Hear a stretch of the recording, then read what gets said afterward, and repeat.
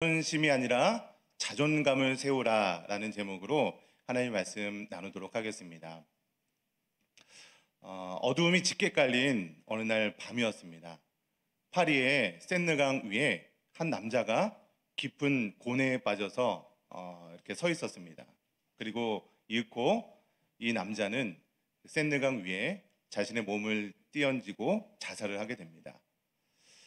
이 남자가 누구냐면 그 빅토르 이고가 쓴 레미제라블의 자베르 경감이라는 사람입니다.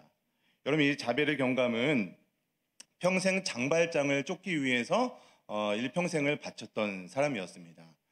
이 자베르 경감의 신념이자 철학이 무엇이었냐면 한 번 악인은 끝까지 악인이다. 사람은 절대 변하지 않는다라는 그런 믿음을 가지고 있었어요. 장발장이 아무리 그 직분이 바뀌고 여러 가지 착한 일을 하더라도 그 사람이 하고 있는 본심은 악인이다. 그래서 이거는 위선이다라고 생각을 하고 끝까지 장발장을 쫓아갔던 인생이 바로 자베르 경감의 인생이었습니다. 여러분, 그런데 어느 때부터 자베르 경감의 이 신념이 무너지는 일이 발생했습니다. 어느 날 이 장발장이 자신이 죽을 수밖에 없었던 그 상황에서 자신의 목숨을 구해준 그런 내용이 잠깐 나옵니다. 그때부터 이 자베르 경감은요, 자신이 믿고 있었던 신념이 조금씩 흔들리기 시작했어요. 그리고 결정적으로 이 장발장을 잡을 수 있었던 그런 상황이 있었습니다. 이 마리우스라는 청년이 죽어가고 있는데 그 파리의 지하의 그 하수구가 굉장히 복잡하거든요. 또 수많은 우물들이 있는 그곳에서 이 마리우스라는 청년을 살리기 위해서 안간힘을 쓰고 빠져나오는 장면에 이 자베르 경감이 딱 만나게 된 거예요. 이 자베르 경감은요, 그때 장발장을 잡을 수 있었음에도 불구하고 자신의 생명을 구해준 이 은인, 그리고 이 한 생명을 구하기 위해서 그렇게 노력을 하고 있는 장발장을 보면서 결코 이 장발장을 잡을 수가 없었습니다. 이 자베르 경감은요, 이 법을 지켜야 된다는 철저한 그 신념 속에 있었기 때문에 이 만약에 내가 이 장발장을 놓아주게 되면 나의 판단에 의해서 이 사람은 선한 사람이기 때문에 놓아주게 되면은 자신의 직권은 남용하는 죄를 범하게 되는 거고, 또 이 나의 생명을 구해준 장발장을 이렇게 체포하게 되면 또 그 사람에게 대한 죄를 짓기 때문에 깊은 고뇌에 빠져서 파리의 센느강 위에 깊은 고뇌에 빠져서 고민하고 있다가 결국은 자살하게 된 것이죠. 저는 개인적으로 이 레미제라블이라는 작품 속에서 이 자베르 경감의 이 자살 장면이 굉장히 인상 깊게 남아 있었습니다. 여러분, 오늘 설교 제목을 보시면요, 두 단어가 비슷하지만 완전히 다른 단어가 나옵니다. 두 단어가 뭐였죠? 자존심 그리고 자존감. 굉장히 두 자는 똑같아요. 자존심, 자존감 두 자는 똑같은데 의미가 완전히 다른 단어이기도 합니다. 제가 이제 이렇게 어떤 강의를 듣다가 어떤 우리 교수님이 이 자존심과 자존감에 대해서 정의를 하는 그 내용이 굉장히 좀 마음에 와닿아서 제가 그 정의를 좀 읽어드리겠습니다. 자존심은 남에게 굽히지 않고 자신의 품위를 지키려는 마음, 이게 자존심이래요. 여러분, 그러면 자존심의 주인은 누구일까요? 자존심의 주인이 누구예요? 나라고 생각하시면 그게 잘못됐다는 거예요. 내가 아니라 다른 사람이 자존심의 주인이라는 거예요. 왜냐하면 남에게 굽히지 않고 자신의 품위를 지키려는 거예요. 남의 말이나 남의 행동 때문에 내 상황이 변하게 되는 것이 바로 자존심이라는 거죠. 남이 기준이에요. 남의 어떤 그 말들 때문에 내 자존심이 상하고 남의 행동 때문에 내가 변하게 되는 것, 이것이 바로 자존심이라는 거고요. 그와 완전히 반대된 개념이 자존감입니다. 그래서 자존감에 대한 정의가 보니까 나를 소중하게 여겨 자기 자신에게 존중받고 싶어하는 마음, 이게 자존감이라고 합니다. 여러분, 그러니까 자존감의 주인은 누구라고요? 이게 바로 나예요. 자존심은 상대방의 주인이었다면, 상대방의 상황에 따라서 바뀌는 게 자존심이었다면, 자존감이야말로 나 자신의 상태로 인해서 내가 주인인 것이 바로 자존감이라고 말씀드릴 수 있습니다. 여러분, 그렇다면 제가 조금 전에 말씀드렸던 그 자베르 경감은 이 자존심이 강한 사람이 아니라 자존감이 강했던 사람이었던 거예요. 남이 어떤 말들 하던, 남이 어떤 판단을 하던 내 자신의 판단에 의해서 이 장발장을 잡으려고 끝까지 포기하지 않았던 그 신념을 가졌던 사람이 바로 이 자베르 경감이었다는 것이죠. 여러분, 그렇다면 우리 그리스도인들은 자존심을 세워야 되는 사람일까요? 아니면 자존감을 세워야 하는 사람일까요? 당연히 자존감을 세워야 하는 사람이겠죠. 그런데 때로는요, 우리가 그리스도인임에도 불구하고 아무것도 아닌 이 자존심을 세우려다가 정작 지켜야 될 것을 놓치며 살아갈 때가 많이 있다는 거예요.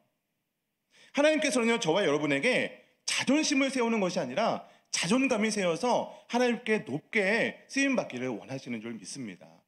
저는 오늘 말씀을 통해서 여러분의 인생 가운데 자존심을 세우는 것이 아니라 자존감이 세워져서 하나님 앞에 놀랍게 쓰임받는 저와 여러분 되시기를 주님의 이름으로 간절히 축원드립니다.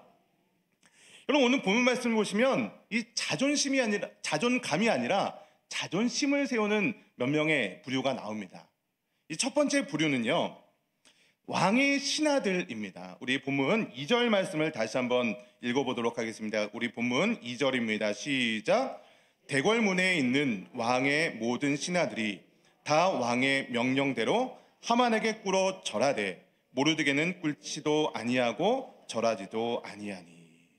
이런 당시의 페르시아의 왕은 아하수에로라는 왕이었습니다.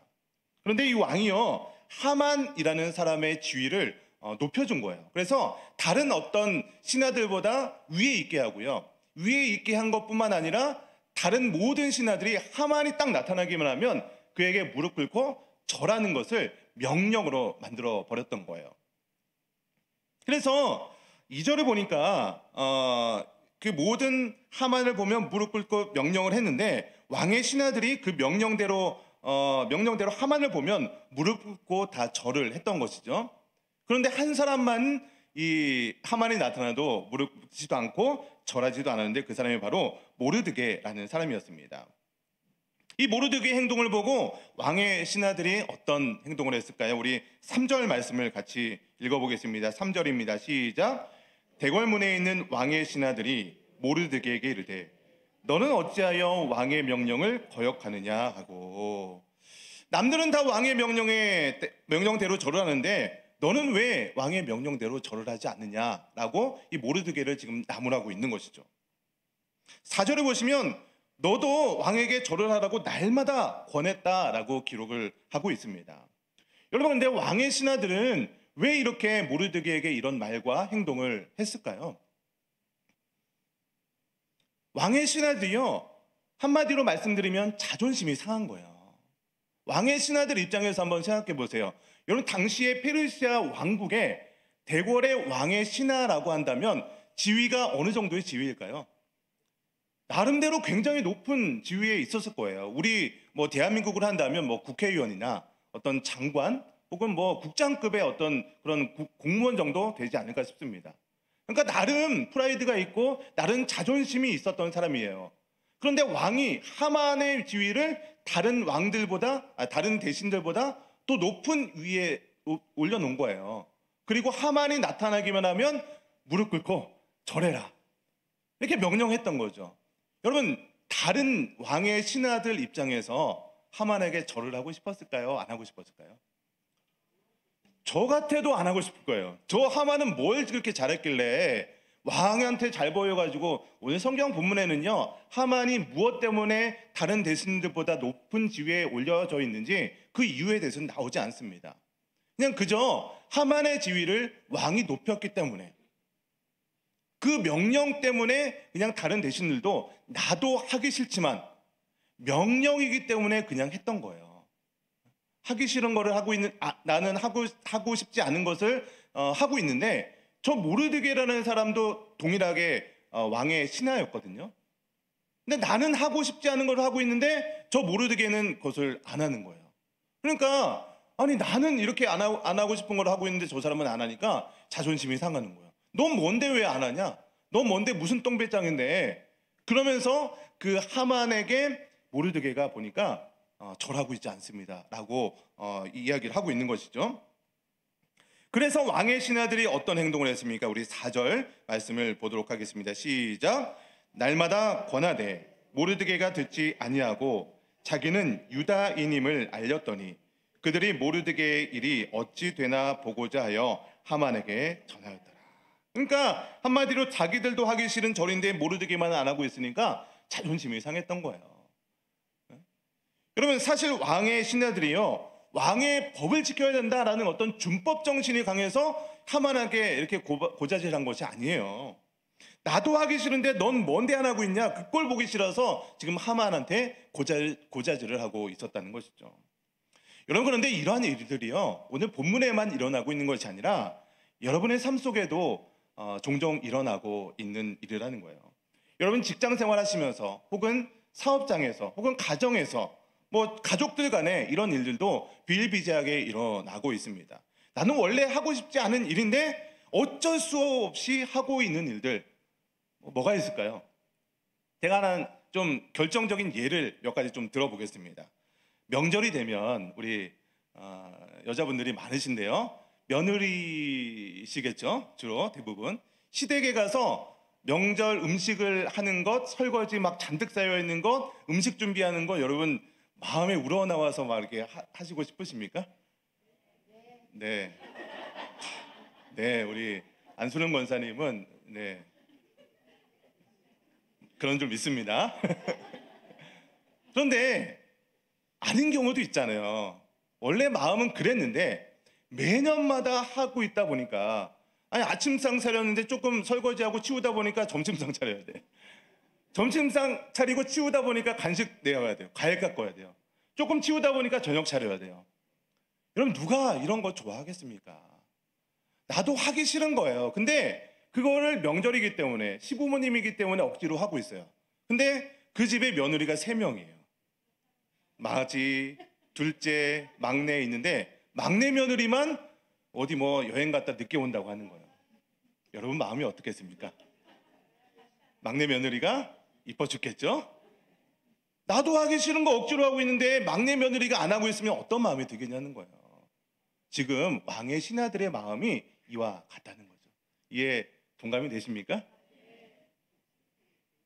여러분, 교회 안에도 이런 일들이 일어날 때도 있다는 거예요. 근데 여러분, 요즘 이제 3주간 금요 부흥 사경회가 지난주에 한 번 있었고 내일 모레 그리고 다음 주에 3번이 있습니다. 교회에서 이제 나오라고 몇 주 전부터 광고도 하고 뭐 찬양대도 나오라고 하고 뭐 기도도 시키고 간식도 한다고 그러고 문자도 보내고 막, 그래서 억지로 나왔어요. 그랬는데 쭉 자리를 돌아보니까, 아니 저 권사님 안 나왔네? 아니 저 장로님은 왜 안 나와? 나 나오기 싫은 거 억지로 나왔는데. 여러분, 교회 안에도요 이런 일들이 비일비재하게 일어나고 있다는 거예요. 그래서 이건 농담입니다. 그냥 뭐 누구를 빗대어서 얘기하는 게 아니라 농담으로, 예배, 새벽 예배 한 번도 빠지지 않고 나오는 권사님이 제일 무섭대요. 어떤 의미예요? 새벽 예배에 나와서 나 혼자 은혜 받으면 그냥 그걸로 감사한 건데, 오늘은 누가 안 나왔나? 오늘 김 목사님 피곤하셨나 봐. 그런 거 남 눈치를 보고 나는 나왔는데, 왜 그런 마음이 들겠어요? 나도 하기 싫은데 억지로 하고 있는 마음이 있으니까 다른 사람들 안 나왔는지 그거 보고 있다는 거예요. 여러분, 이런 마음이 왜 들까요? 이런 마음이 왜 들까요? 자존심, 자존감. 자존심은 뭐라고요? 다른 사람의 어떤 행동이나 말에 의해서 내가 상처받는 게 자존심이라고 했죠. 그러니까 그런 마음이 우리 마음 가운데도 있다는 거예요. 신앙생활 하고 있음에도 불구하고. 이런 마음, 상대방의 행동에 의해서 나의 마음이 변화된다는 거죠. 이런 마음이 바로 자존심이 상한 마음이라는 것입니다. 여러분, 은혜 받는 자리에 나만 하나님과의 관계 속에서 은혜 받으면 되는 거잖아요. 근데 왜 누가 안 나왔는지 추석 체크하고 계시냐는 거예요. 여러분, 추석 체크는요, 저기 입구에 가시면요 카메라가 알아서 해줍니다. 여러분이 신경 안 쓰셔도 됩니다. 그러니까 요번 내일 모레 금요 부흥에 여러분 다 나오실 거죠? 그런데 누가 나오는지 이렇게 추석 체크하실 거예요. 나만 은혜 받으면 되는 거예요. 나만. 왜 상대방이 무슨 말을 하고 무슨 행동을 하는 것 때문에 여러분이 상처를 받으십니까? 여러분, 그거는요 하나님께서 주시는 마음이 아니라 누가 주는 마음이에요? 사단이 주는 마음이에요. 사단. 시험 받으라고 막. 상대방의 말 때문에, 상대방의 행동 때문에 시험 들고, 그래서 교인들 간에, 가족 간에, 부모와 자식 간에 이 분열을 하게 되고 서로 미워하게 되고 헐뜯게 되고, 그런 마음은요, 하나님이 주시는 마음이 아니라 마귀 사탄이 우리를 공격하는 그런 교묘한 장난이라는 것입니다. 여러분, 그러니까 그 장난에 놀아나서는 돼요, 안 돼요? 안 되겠죠. 여러분, 그래서 여러분, 자존심이 아니라 자존감을 세우는 저와 여러분 되시기를 축원드립니다. 여러분, 두 번째로 자존심을 세웠던 사람은 바로 하만이라는 사람입니다. 우리 5절 말씀 읽어보도록 하겠습니다. 5절입니다. 시작. 하만이 모르드게가 무릎을 꿇지도 아니하고 절하지도 아니함을 보고 매우 노하더니. 여러분, 하만은요, 자신이 왕 다음에 최고 권력자로 생각하고 있었던 사람이죠. 아주 교만이 하늘을 찌르고 있었던 사람이 바로 하만이라는 사람입니다. 뿐만 아니라 왕도 하만에게 무릎 꿇고 절하라는 명령을 내렸던 거예요. 그런데 모르드게가 무릎을 꿇지도 아니하고 절도 하지 않는 것을 보고 어떻게 반응했어요? 5절 맨 끝에 보니까 매우 노하더니. 매우 화를 냈다. 하만이, 내가 이렇게 높은 사람인데, 내가 지금 왕 다음에 이 페르시아 제국에서 제일 높은 사람인데, 아니 감히 나에게 절을 안 해? 나에게 무릎을 안 꿇어? 분노가 났다는 것이죠. 여러분, 이 모습이 자존심만 강한 사람에게 가지는 행동이라는 거예요. 상대방이 나의 권위, 나의 지위를 인정해주지 않는 것에 대해서 참지 못하는 거죠. 제가 한 번에 이찬수 목사님 설교를 듣다가 이 자존심, 자존감에 대한 한 가지 예화를 들으면서, 와, 정말 이 자존심에 대해서 예화를 참 잘 들었다라는 그 내용이 있어서, 이찬수 목사님이 했던 그 내용이 어떤 SBS 드라마, 저는 제목은 잘 모르겠어요. 제가 봤던 드라마가 아니라서. 근데 그 내용을 제가 영상을 찾아봤더니 있더라고요. 그래서 그 영상을, 드라마인데 설교 시간에 잠깐 드라마 한 1분 정도만 봐도 될까요? 네, 1분 정도만 우리 방송실에서 틀어주시면 그 영상 잠시 보고 또 말씀을 이어가도록 하겠습니다.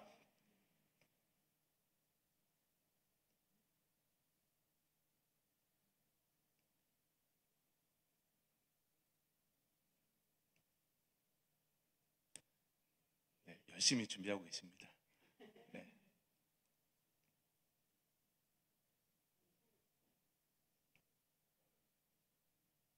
우리 영웅이가 자존심이 화면을 좀 많이 틀어주세요. 상했는가? 화면 안 지금쯤이면 또 거품이나 만들고 나오네. 있겠지. 아이고, 우리 영웅이가 자존심이 많이 상했는갑다. 아닙니다, 아버지. 아이고, 내 자식인데 얼굴 보면 모르겠나? 영웅아, 내 말 잘 들으래. 자존심은 미친년이 머리에 꽂고 있는 꽃하고 같은 기다. 시골 마을에 가면 하나 안 있었나? 머리에 꽃을 꽂고 다닌다 아이가. 극한데 희한하지? 얼굴을 만지고 때리고 밀고 극해도 하하 웃던 아가 머리에 꽃을 만지면 살쾡이로 변해가 덤비는 기라. 지한테는 머리에 꽃이 지 몸보다 중요한 기라. 사람들은 저기 미쳐가 저런갑다 요러하지만은 내가 볼 때는 다 똑같은 기라. 사람들은 머리에 하나씩 꽃을 꽂고 사는 기라. 아무 쓸모도 없는데도 지 몸보다 중요하다고 착각하고 사는 게 있는 거야. 영우가. 네, 계속 보고 싶지만, 네, 아쉬울 때 짠 끝나야 되는 거죠. 여러분, 여기서 저 남자 주인공이 이근영 씨인가요? 김근영 씨인가요? 제가 박근영 씨. 네. 네. 감사합니다. 박근영 씨가 했던 대사가 누구나 사람이 머리에 꽃을 하나씩 꽂고 있다. 네. 여러분 인정하십니까? 누구나 그 사람만의 이 머리에 꽃이 하나씩 달고 있다는 거예요. 어떤 사람은요, 이 학벌에 대한 머리에 꽃을 달고 있는 사람이 있어요. 어떤 사람은요, 재물에 대한, 돈에 대한 것이 머리에 꽂힌 사람도 있고요. 어떤 사람은요, 외모가 머리에 꽃이 있는 사람이 있다는 것이죠.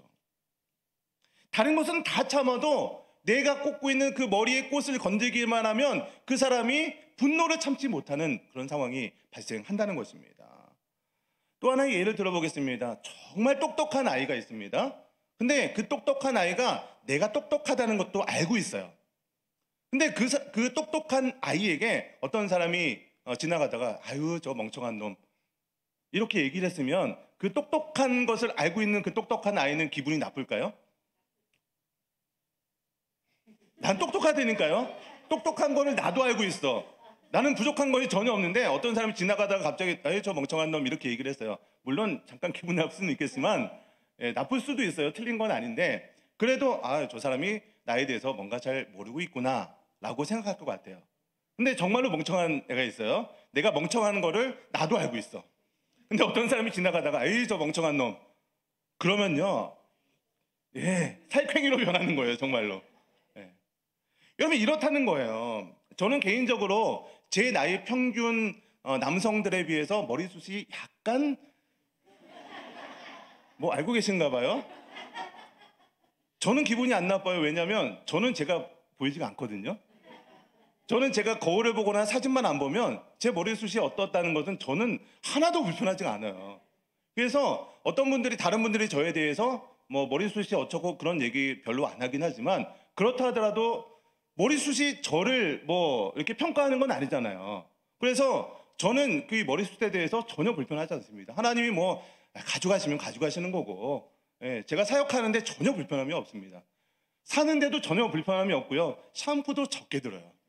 얼마나 좋습니까? 여러분 이렇게 다른 사람의 말이나 어떤 행동 때문에 상처를 받는다면 그거는요 그 사람의 자존심 문제라는 거예요. 근데 우리가 정말로 교인들 간에 혹은 가족 간에 뭐 이 자존심 정말로 뭐 쓰잘데기도 없는 이 자존심 때문에 사람과의 관계가 깨지고 단절되고 심지어는요 신앙생활까지 저버리게 되는 일들이 많이 발생한다는 것입니다. 여러분 그러니까 우리가 자존심을 세우면서 살아가면 되겠어요? 안 되겠습니까? 이게 사단의 전략이라는 것을 우리는 분명히 깨달아야 하는 거예요. 그래서 정말로 오늘 말씀 가운데 정말로 어떻게 해야 자존감을 세울 수 있는지 오늘 말씀 가운데 깨닫게 되는 은혜가 있기를 축원드립니다. 마지막 세 번째로요. 자존심이 아니라 자존감을 세웠던 사람이 등장하는데 그 사람이 바로 모르드게라는 사람이라는 거예요. 우리 4절 말씀 다시 한번 읽어보도록 하겠습니다. 우리 4절입니다. 시작.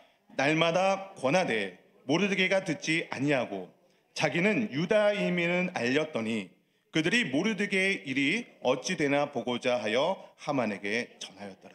모르드게가 주변에서 날마다 하만에게 절하라고 권해도 모르드게는 듣지 않았습니다. 그 이유가 뭐라고요? 나는 누구요? 유다인이기 때문이다. 유다인이 뭐예요? 하나님의 백성이기 때문이다. 나는 하나님의 백성이기 때문에 그 하만에게 절하지 않겠다라는 거예요. 다른 이유가 아니었습니다. 여러분 여기서 절하다라는 그 단어가 그냥 어떤 뭐 다른 사람에게 인사한다 이 정도의 뜻이 아닙니다. 여기에 절하다라는 그 원어를 보면요 종교적인 행위까지 포함된 것을 얘기하고 있는 거예요. 여러분 10계명의 제2계명이 뭐예요?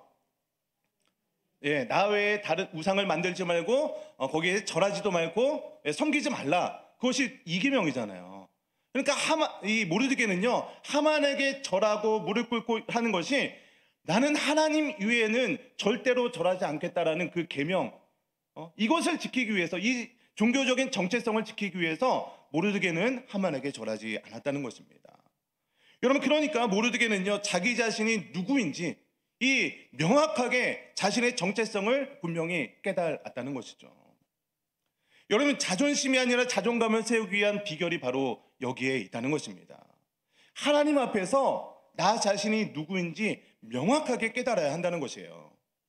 모르드게는요 자신이 유다인 즉 하나님의 백성이라는 자기 인식이 명확했던 사람이었다는 것이에요. 제가 신대원 다닐 때 하나님 앞에 정말로 간절히 기도했던 그 기도의 제목이 있었습니다. 그게 뭐냐면 하나님 저 하나님 앞에서 어떤 사람입니까? 내가 어떤 사람으로서 사역을 해야 되겠습니까? 이것이 풀리지 않으면 제가 사역자로 나가기가 너무나도 부끄러웠던 거예요. 오랜 기간 그렇게 기도하다가 하나님께서 이 성경 말씀을 읽다가 이것이 바로 하나님의 음성이다라는 깨닫는 그 구절이 있었는데요. 그 구절이 무엇이냐면 사도 바울이 자기 자신을 소개하는 그런 구절이었어요. 왜 사도 바울의 서신들 있잖아요. 그 서신들에 계속해서 반복되는 구절이 있는데 그 중에 한 구절만 제가 디도서 1장 1절 말씀인데요. 우리 같이 한번 읽어보도록 하겠습니다. 시작. 하나님의 종이요 예수 그리스도의 사도인 나 바울이 사도된 것은 하나님이 택하신 자들의 믿음과 경건함에 속한 진리의 지식과. 지금 맨 처음에 사도 바울은요, 편지이기 때문에 편지 쓰는 나 자신이 누구인지 그 편지 쓰는 대상들한테 소개를 하는 장면들이 거의 매번 편지마다 나와요. 근데 그 편지를 보니까 하나님의 종 나 사도 바울은 이라고 자신의 정체성을 설명하고 있더라고요. 이게 하나님이 나 자신에 대해서, 저에 대해서 제가 기도했던 그 제목에 대해서 응답하는 음성이구나. 너무나도 그 글자가 크게 다가오는 거예요. 나는 하나님의 종이었구나. 다른 전도사고 목사고 그게 그 중요한 것이 아니라 가장 하나님 앞에서 나 자신이 나는 하나님의 종이다 라는 그 명확한 정체성이 제 가슴속에 박히기 시작했던 거예요. 그러고 나니까요, 다른 어떤 그런 게 필요 없는 거예요. 다른 전사님이나 목사님들이나 큰 교회 가고 사역을 어떻게 하고 학교에서 장학금을 받고 이것이 중요한 게 아니에요. 나는 하나님 앞에서 하나님의 종이라는 거예요. 하나님 앞에 종이 다른 종이 더 큰 상급을 받고 그거 신경 쓰고 비교할 대상이 아니잖아요. 여러분, 사람마다요, 하나님의 종이라면요, 사람마다 그 사람에게 맡겨진 그 사역의 그 크고 작음이 있습니다. 어떤 종한테는요 일을 많이 주는 거예요. 어떤 종한테는 일을 조금 주는 거예요. 품꾼도요, 품꾼을 주는 그 주인의 마음이잖아요. 그래서 주는 만큼 받고 그것에 대해서 감사하면 그걸로 끝나는 거죠. 다른 어떤 목사님은 뭘 했고 학위가 어떻고 큰 교회에서 사역을 하고 사역에서 뭐를 하고, 여러분 그것이 중요하지 않다는 거예요. 왜냐하면 하나님 앞에서 내가 어떤 존재인지 명확한 자기 인식이 있고 나니까 다른 사람이 어떻게 된 것이 중요하지 않게 되었다는 것입니다. 여러분도 마찬가지라는 거예요. 여러분, 자존심이 아니라 자존감이 세우기 위해서는요, 여러분 개인마다 하나님 앞에서 하나님, 나 어떤 사람입니까? 하나님, 나에게 어떤 사명을 맡겨주셨습니까? 여러분, 이 사명과 이런 하나님께서 주시는 그런 일들은요, 내가 나이가 어리던 나이가 많고 이거에 따라 갈라지는 것이 아닙니다. 나이가 적으면 적은 대로 하나님께서 그 사람에게 맡겨주신 그런 사명이 있는 거고요. 나이가 많으면 또 그 상황에 맞게 해야 될 일과 사명의 크기가 정해져 있다는 거예요. 하나님께서 주신 대로, 허락하시는 대로 그만큼만 감당하면 그걸로 감사하는 것이 하나님의 종이 해야 될 그런 정체성이라는 것이죠. 그럼 이런 정체성을 가지고 하나님의 일을 하기 시작하면요, 다른 사람이 뭘 하건, 다른 사람이 뭘 이렇게 지위가 장로가 되건 나는 집사건 상관이 없는 거예요. 왜 그거에 따라서 상관을 이렇게 영향받습니까? 다른 사람의 행동과 말에 의해서 결정되는 게 뭐라고요? 자존심. 나 자신에 의해서 결정되는 것은 자존감. 여러분, 그러니까 우리가 신앙생활할 때, 또 가정에서, 또 직장에서, 사업장에서 자존심이 아니라 자존감을 세워야 되는 그 이유가 분명하게 세워지겠죠. 여러분, 인생을 살아가면서 삶이 불안하고 염려되고 그런 일들이 있잖아요. 왜 우리가 인생을 살아가면서 삶이 염려되고 불안한 그런 일들이 발생합니까? 남들과 비교하기 때문에 거기서 염려가 되는 거예요. 내 자식은 지금 이제 어린 아이가 있으면 이제 걸음마부터 시작하잖아요. 한 돌 어느 정도 지나면 이제 걸음마를 시작하는데, 왜 내 자녀는 돌이 지나가는데 왜 걸음마를 못 하냐는 거죠. 저 어떤 애는 8개월, 9개월 때부터 일어섰다고 하는데, 왜 내 아이는 말을 못 하나? 왜 이렇게 늦게 하나? 굉장히 조바심 나잖아요. 염려되잖아요. 왜 내 자녀는 다 가는 대학들 왜 내 자녀는 못 가고 있나? 왜 다 취직하는데 내 자녀는 취직을 못 하고 있나? 왜 다 가는 그런 대기업 내 자녀는 못 가고 있나? 다 하는 결혼 왜 내 자녀는 못 하고 있나? 다 애를 낳고 있는데 왜 내 자녀는 아이를 출산하지 못하고 있나? 내 다른 남편들 다 좋은 직장 출세하고 이직하고 하는데 왜 내 남편은 출세 못하고 있나? 다른 사람들은 다 아파트 당첨되는데 왜 나는 청약 이거 당첨 안 되나? 다른 사람 주식은 다 뻥뻥 튀기고 코인은 뜨는데 내 거는 왜 맨날 파란불만 뜨나? 그런 염려, 불안 다 어디서 나오는 거예요? 다른 사람들과 비교하고 다른 사람의 행동과 다른 사람의 말에 의해서 내 자존심이 상한 것이죠. 여러분은요 하나님의 자녀입니다. 하나님의 백성이에요. 그래서 하나님께서는 여러분 한 명 한 명에게 분명한 계획과 목적과 사명을 주셨다는 것이죠. 여러분 그래서 우리는요 하나님 앞에서 나 자신이 누구인지 명확하게 재확인할 필요가 있다는 거예요. 물론 내가 신앙생활 처음 했을 때 은혜 받았을 때 하나님 앞에서 나 이런 사람이었습니다. 그럼 과거에 은혜 받았던 경험이 다 있으셨을 것입니다. 적어도 수요 예배 나오시고 오늘 예배를 유튜브로 보시는 분들 정도라면 하나님 앞에 은혜 받은 경험이 다 있으셨을 거예요. 그러나 그때가 언제였냐는 거예요. 10년 전에요? 20년 전에요? 처녀 때요? 여러분 하나님 앞에 내 자신이 누구인지는요 날마다 시시때때로 다시 한번 재발견하셔야 됩니다. 왜냐하면 사단이요 나를 계속해서 무너뜨리고 넘어뜨리려고 공격하기 때문이에요. 나 분명히 하나님의 종이라는 그런 정체성이 있어요. 근데 주변에 어떤 목사님이 잘 나간다고 하고 어떤 뭐가 됐다고 하면요 순간 마음이 어려워질 때도 있는 거예요. 그때 어떻게 해야 됩니까? 비교하는 것이 아니라 다시 엎드려서 기도해야 되는 거예요. 하나님 나 누구였죠? 저 하나님의 종이었죠? 그러니까 나에게 맡겨준 그대로만 순종하면 되겠네요. 다시 돌아오는 거예요. 여러분 자신에게 맡겨주신 하나님의 사명과 목적과 계획이 무엇이었습니까? 그것을 다시 한번 재확인하셔야 된다는 거예요. 이것을 잊어버리고 그냥 내가 했던 신앙생활대로만 하다 보면요 어느 순간 사단이 틈타 와서 자존감을 분명히 갖고 있었음에도 불구하고 그 단어를 끝에만 살짝 바꿔서 자존심을 상하게 만들어버린다니까요. 자존심이 상하면요 그 사람이 싫어버리는 거예요. 그리고 그때부터 나오는 것이 불만과 불평과 원망과 미움과 시기와 다툼과 여러분 그런 것들 자존심의 문제에 상처를 받았기 때문에 나오는 그런 결과물들임을 여러분 잊지 마시기 바랍니다. 여러분 오늘 말씀의 결론을 맺겠습니다. 여러분 오늘 본문에 왕의 신하들 그리고 하만은요 자존심을 세웠던 사람들이었습니다. 자존심은요 다른 사람의 말이나 행동에 의해서 나의 상태가 변하는 것이 바로 자존심이었습니다. 그러나 모르드게는요 자존감이 높았던 사람이었습니다. 하나님 앞에서 자신이 유다인이라는 분명한 정체성이 있었던 것이죠. 그렇기 때문에 다른 사람이 누가 뭐라고 하든지 간에 하만에게 무릎을 꿇고 절하지 않을 수 있었던 것이죠. 여러분 계속해서 금요부흥 사경회가 진행 중에 있습니다. 이제 이틀 후면 또 두 번째 부흥 사경회입니다. 여러분 남은 이 부흥 사경회 기간 동안에 하나님 앞에서 하나님 나 누구였습니까? 이것을 다시 한번 재확인하는 그 금요 부흥의 사경의 기간이 되기를 원합니다. 그래서 2022년도가 정말로 이 말씀 가운데 기도 가운데 찬양 가운데 잘 마무리되시고 여러분 오늘이 여러분의 인생에서 가장 젊은 날인 거 아시잖아요.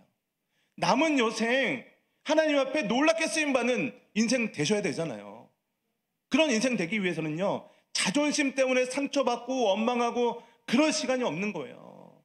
남은 여생 가운데 하나님께 쓰임받기 위해서는요 하나님 옆에 내가 누구였는지 기도하는 가운데 말씀 가운데 다시 깨닫게 되는 우리 금요 부흥 사경회가 되시길 주님의 이름으로 간절히 축원드립니다. 그래서 남은 여생이 또 2023년도가 정말로 말씀으로 충만한 저와 여러분 되어서 내 자존심 때문에 나의 인생이 정말 허무하게 마무리되는 것이 아니라 자존감에 충만하여서 하나님 옆에 놀랍게 쓰임받는 저와 여러분 되시기를 주님의 이름으로 간절히 축원드립니다. 오늘 말씀을 생각하면서 잠시 통성으로